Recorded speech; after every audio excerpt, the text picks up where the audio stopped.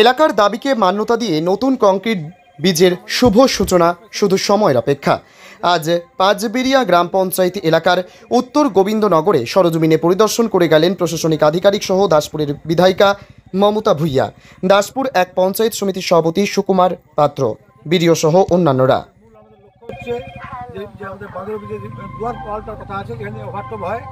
দেখবার জন্য আমাদের মেন উদ্দেশ্য, সেই সঙ্গেই আমরা যে ইতিপূর্বে প্রস্তাব দিয়েছিলাম যে আমাদের কোন কোন জায়গায় আমাদের এই কাজ করতে হবে সেগুলো ওনারা দেখে নিচ্ছেন। সেই সঙ্গে আমরা এখানে পৌঁছেছি এই মুহূর্তে, যেখানে আমাদের নতুন ব্রিজ আমাদের স্যাংশন হয়ে গেছে, তার মানে অনতি বিলম্বে আমাদের লেআউট হবে।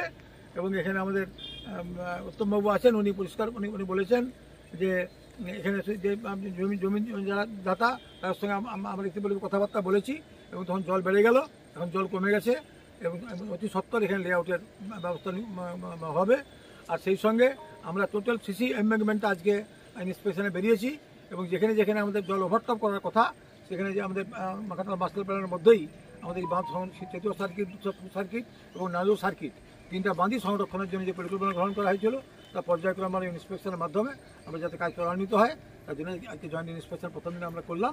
আমরা এখান থেকে স্টার্ট করেছি গৌড়া থেকে, আমরা সিসি এমবেঙ্কমেন্ট আমরা আপ টু ঘাটাল আমরা ফেলতে যাচ্ছি।